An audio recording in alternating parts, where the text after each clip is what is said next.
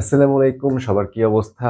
আশা করি অনেকে ভালো আছো, কিন্তু ম্যাক্সিমাম তোমাদের মধ্যে ভালো নাই। কারণ তোমাদের যে পরীক্ষাগুলো হচ্ছে এবং রেজাল্ট গুলো দিয়ে দিচ্ছে, অনেকের মন মতো রেজাল্ট হচ্ছে না বা মন মতো পরীক্ষা হচ্ছে না, যার কারণে সবার কিন্তু মনের অবস্থা ভালো না। এবং যারা চান্স পেয়েছো তাদের জন্য শুভকামনা, এবং যারা এখনো চান্স পাওনি তোমাদের কিন্তু সামনে এখন অনেক অপরচুনিটি আছে এবং টার্গেট জিএসটি। তোমাদের এখন ম্যাক্সিমাম টার্গেট কি জিএসটি, কারণ জিএসটি তে হিউজ সংখ্যক সিট এখানে রয়েছে, যার কারণে আজকে আমরা এই ভিডিওতে জিএসটি তে কিভাবে চান্স পেতে হবে এবং চান্স পাওয়ার জন্য তোমার করণীয় গুলো কি, এই বিষয়গুলো নিয়ে আলোচনা করবো এবং কি কি তোমাকে অ্যাভয়েড করতে হবে, এই বিষয়গুলো আজকে আমরা জেনে নিব। এবং আমাদের কিন্তু এই ট্রিকি এডুকা পেজটি বা এই চ্যানেলটির নাম চেঞ্জ করে আমাদের পাঠশালা করা হয়েছে, যার কারণে তোমরা এই চ্যানেলটি সাবস্ক্রাইব করে রাখলে এরকম আপডেট এবং ক্লাসগুলো তোমরা পেয়ে যাবে। এবং আরেকটি কথা বলতে হয় যে তোমাদের এই ব্যাচটিকে নিয়ে আমার অনেক ভিডিও এবং ক্লাস এবং পেড ব্যাচ ছিল এবং ইতিমধ্যে প্রায় সবগুলো শেষের দিকে, তাই তোমাদের সাথে হয়তো বা আর নাও দেখা হতে পারে, কারণ তোমাদের দরকারগুলো শেষ হয়ে গেলে বা ভার্সিটির চান্স হয়ে গেলে তোমরা হয়তো আমাদের ভিডিওগুলো আর দেখবে না, আবারও নতুন ব্যাচ নিয়ে আমাদেরকে কাজ করতে হবে। যার কারণে সবার জন্য শুভকামনা। এবং এই ভিডিওতে একদম ফার্স্টে যদি চলে যাই, দেখো গুচ্ছের চান্স পাওয়া সবচেয়ে সহজ, এটা কি আসলে সবচেয়ে সহজ কিনা এটার আগে একটু রিমাইন্ডার দিয়ে দেই। দেখো তোমাদের এই গুচ্ছ পরীক্ষার আগেও রাজশাহীর এখনো পরীক্ষা আছে। A unit 19 April 2025, C unit 26 April 2025, এবং এরপরে হচ্ছে খুলনা ইউনিভার্সিটির পরীক্ষা রয়েছে, যে CD unit 17 April, A B unit হচ্ছে 18 এপ্রিল। এরপরে কুমিল্লা ইউনিভার্সিটি এবং এগুলোর সাথে কিন্তু তোমরা কেন্দ্রগুলো দেখে নিবে। যেমন কুমিল্লা ইউনিভার্সিটির কেন্দ্র শুধুমাত্র কুমিল্লা ইউনিভার্সিটি, এটা কিন্তু বাইরে কোনো পরীক্ষা হবে না। এটার সি ইউনিট 19 এপ্রিল, এ ইউনিট হচ্ছে 19 এপ্রিল এবং বি ইউনিট হচ্ছে 25 এপ্রিল। টাইম গুলো চেঞ্জ রয়েছে, ঠিক আছে। এরপর হচ্ছে জিএসটি, তোমাদের যেটা সবচেয়ে বেশি টার্গেট জিএসটি তে থাকে। এই জিএসটির C unit 25 April, B unit হচ্ছে 2 মে এবং এ ইউনিট 9 মে। এরপরে আইইউটির পরীক্ষা আছে, এটা হচ্ছে 2 মে 2025। এবং ন্যাশনাল কিন্তু একটা হিউজ সংখ্যক স্টুডেন্ট তোমরা এখানে এডমিট হবা, কারণ অনেকের চান্স না হওয়ার পরে তোমাদের যে পাবলিক ইউনিভার্সিটির চান্স হবে না, তখন কিন্তু ন্যাশনাল তোমাদেরকে পরীক্ষা দিয়ে টিকতে হবে। এখানে একটা তোমাদের অনেক বড় একটা সংখ্যক স্টুডেন্ট তোমরা এখানে পরীক্ষা দিবে এবং চান্স পাবে। এটা পরীক্ষা হচ্ছে 3 মে 2025। এবং হাজী দানেশ বিজ্ঞান ও প্রযুক্তি, এটার পরীক্ষা আবার সবার লাস্টে। এ ইউনিট 5 মে, বি ইউনিট 6 মে এবং সি ডি ইউনিট হচ্ছে 7 মে। এখন তোমাদের এগুলোর কেন্দ্র এবং কোন ভার্সিটি ক্যালকুলেটর ইউজ করা যাবে, কোনগুলোতে যাবে না, এই নিয়ম কারণগুলো আমার আরো বিস্তারিত, যে প্রত্যেকটা ভার্সিটি বিস্তারিত ভিডিও আপলোড করা রয়েছে, তোমার প্লে লিস্টে গেলেই পেয়ে যাবে। কারো যদি দরকার হয় ওখানে গিয়ে দেখে নিবা। এখন তোমাদের জিএসটি তে চান্স পাওয়ার জন্য তোমাদের করণীয়টা আসলে কি হবে? তোমাদের করণীয় কি? করণীয় হচ্ছে, তোমাদের আমি সবসময় বলি যে তোমরা যে রাস্তাটা দিয়ে যাবা সেই রাস্তা তোমাদেরকে চিনতে হয়। তোমরা যদি না চিনতে পারো তাহলে তুমি রাস্তাতে যাবে কিভাবে? এখন তুমি জিএসটি তে পরীক্ষা দিবে, জিএসটি পরীক্ষায় মাত্র কয়েকবার হয়েছে, যার কারণে তুমি জিএসটি তুমি কিভাবে পড়লে তোমার চান্স হবে, এর একমাত্র উপায় হচ্ছে ভাইয়া তোমাকে যে জিএসটি যে কোশ্চেন ব্যাংকটা রয়েছে, জিএসটির কোশ্চেন ব্যাংক যে কোনো পাবলিকেশনের, এই জিএসটির কোশ্চেন ব্যাংক তোমাকে ভাজা ভাজা করতে হবে। এখন এই জিএসটির কোশ্চেন ব্যাংক তোমার যদি ভাজা ভাজা করে ফেলো, তখন তুমি দেখবা যে জিএসটির মধ্যে কোন কোন টপিক থেকে তোমার কোশ্চেন আসতেছে, কই থেকে প্রশ্নগুলো বাদ যাচ্ছে, এটা আমাকে বা অন্য কোনো টিচারকে তোমাকে বলে দিতে হবে না। তুমি জাস্ট এটা একবার শেষ করো, একবার শেষ করলে বুঝে যাবা যে কই কই থেকে প্রশ্ন আসে, এটা তোমার মাথায় একটু সেট হয়ে যাবে। তখন তুমি টপিকগুলো পড়বা এবং বাকি টপিকগুলো বাদ দিয়ে যাবে। এবং আমি আশা করি যেহেতু তোমাদের অনেকগুলো ভার্সিটির পরীক্ষা হয়ে গিয়েছে, তাহলে তোমাদের কি হয়েছে, তোমাদের একটা সমস্ত প্রিপারেশন কিন্তু একটা হয়ে গিয়েছে। তোমাদের এখন প্রিপারেশন নেওয়ার কিছু নাই ওই রকম ভাবে, হয়তো অনেকের প্রিপারেশন এখন গুছাতে পারো নি, কিন্তু তোমাদেরকে মোটামুটি প্রিপারেশন হয়ে গেছে। যার কারণে তুমি জিএসটির কোশ্চেন ব্যাংকে জাস্ট সলভ করো, সলভ করে তুমি একটা টোটাল একটা আইডিয়া পাবো, একটা বিগ একটা ধারণা পেয়ে যাবা। এরপর হচ্ছে চ্যাপ্টার ওয়াইজ সলভ, তোমাকে চ্যাপ্টার ওয়াইজ সলভ করতে হবে ভাইরা। তুমি যে কোনো চ্যাপ্টার খুলে, সেটা হোক এ ইউনিট, হোক বি ইউনিট, হোক সি ইউনিট, যে ইউনিটই হোক না কেন, তুমি চ্যাপ্টার খুলে তোমাকে এগুলো ধরে ধরে পড়তে হবে যে কোন কোন টপিক থেকে কোশ্চেন গুলো আসতেছে।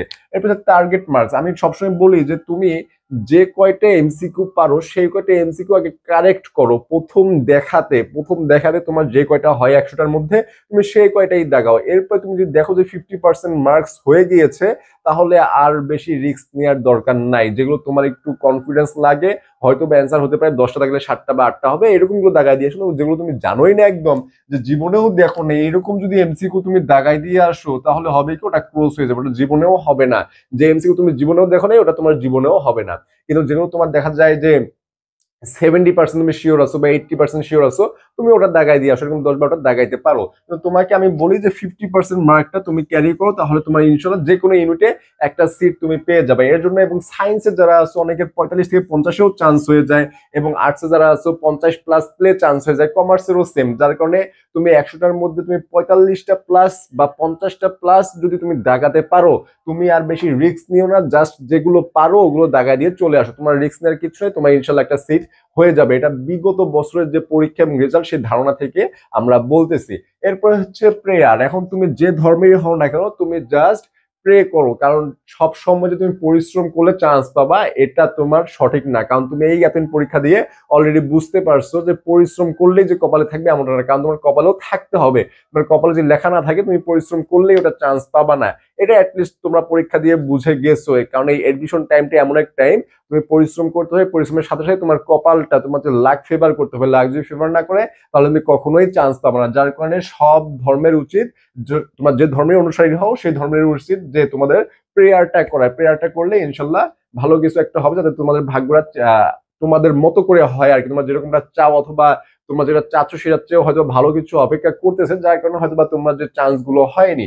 এরপরে হচ্ছে যে ফেসবুক সোশ্যাল মিডিয়া বা বিএফজিএফ।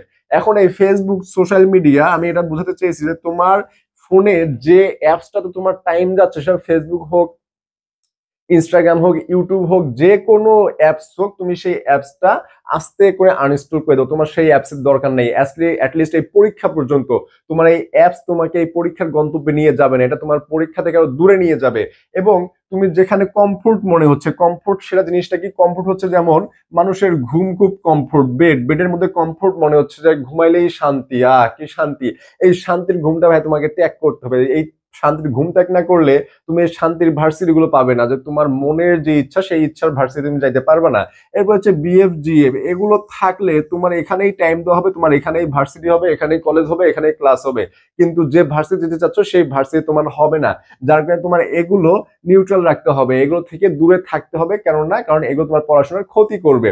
এরপর হচ্ছে টেনশন ফ্রি প্লাস কনফিডেন্স। তোমাকে টেনশন ফ্রি থাকতে হবে ভাইরা এই সময়টা। তোমার দেখো, তুমি জাস্ট একবার ভাবো তুমি কত কিছু পড়াশোনা করেছো, তুমি অনেক কিছু পড়াশোনা করে ফেলছো, যার কারণে তোমাকে টেনশন ফ্রি থাকতে হবে। এবং তোমার এই পড়াশোনার ভিত্তিতে তোমাকে অবশ্যই কনফিডেন্স থাকতে হবে, কেননা তুমি যা যা পড়ছো অনেকে এখনো সেগুলো দেখেই নেই, চোখেই দেখে নেই। যার কারণে তুমি কনফিডেন্স থাকো এবং টেনশন ফ্রি থাকো। এবং তোমার যদি মনে হয় যে তুমি 100% প্রিপারেশন নিয়ে ফেলেছো, মানে তুমি 100% পড়াশোনা করে ফেলেছো, তাহলে ভাই আমি বলবো তোমার আর পড়ার দরকার নাই। কিন্তু তোমার যদি মনে হয় না ভাই আমি তো এখন 100% প্রিপারেশন নিতে পারি নাই, আমার প্রিপারেশন হচ্ছে 80%, তাহলে ভাই তুমি বুঝো যে তোমার প্রিপারেশন 80% আর 20% তোমাকে এখানে পড়তে হবে। তোমার প্রিপারেশন 100% হওয়া পর্যন্ত তোমাকে পড়তে হবে। কেননা এই জিএসটিতে 14,000 তুমি সিট পাবা, 14,000 স্টুডেন্ট এখানে ভর্তি দিতে পারবা। তো এই 14,000 মধ্যে একটা সিট পেতে হলে তোমাকে কতগুলো স্টুডেন্টকে তোমাকে ওভারটেক করতে হবে, এটা তোমাকে জাস্ট একবার বুঝতে হবে। এবং তোমার এই পড়াশোনার পিছনে, তোমার এই সাফল্যের পিছনে তোমার বাবা মা ভাই বোন সবাই কিন্তু তাকিয়ে আছে। আরো একটা জিনিস মনে রাখবা, তুমি যখন সাকসেস হবা এই সাকসেসটা সবার, কিন্তু তুমি যখন ফেল করবা, তুমি যখন ফেইলর হবা, এই ফেইলরের ভাগটা কিন্তু সবাই নেবে না, এই ফেলের ভাগটা জাস্ট তোমাকেই বইতে হবে। এই জিনিসটা ভেবে পড়াশোনাটা করো, কারণ সাকসেস হলে তুমি সবার, আর যদি ফেল করো তাহলে তুমি শুধু তোমার নিজের। এই জিনিসটা একবার ভাববে। এবং এর সাথে আরো একটা জিনিস বলে দিই যে GST final short suggestion base, এগুলো সব মানবিকের জন্য। এবং RU final short suggestion base এবং GST final short, English final short suggestion base, এগুলো শুধু সাজেশন আকারে ক্লাসগুলো হবে। ফাইনাল শর্ট ক্লাস একদম এগুলো লং ডিউরেশনের একটু হবে, যার কারণে তোমাদের এই ক্লাসগুলো যদি করো তোমাদের একটা ফুল প্রিপারেশন পেয়ে যাবে জিএসটির জন্য, মানবিকের এবং আরইউ মানবিক এবং জিএসটি ইংলিশ। ইংলিশটা হচ্ছে তুমি সায়েন্স হোক, আর্টস হোক, কমার্স হোক, যে কোনো ইউনিটের হলেই কিন্তু তোমার ইংলিশটা লাগে। যার কারণে তুমি এই কোর্সগুলো করলে তোমার একটা গুছানো প্রিপারেশন হয়ে যাবে, যাদের এখন প্রিপারেশন হয় নাই তাদের জন্য। এবং তুমি যে এই কোর্সে এনরোল করতে চাও তাহলে 017208205 এই নাম্বারে হোয়াটসঅ্যাপ করে বিস্তারিত জেনে তুমি কিন্তু কন্ট্যাক্ট করে আমাদের সাথে অ্যাড হতে পারো।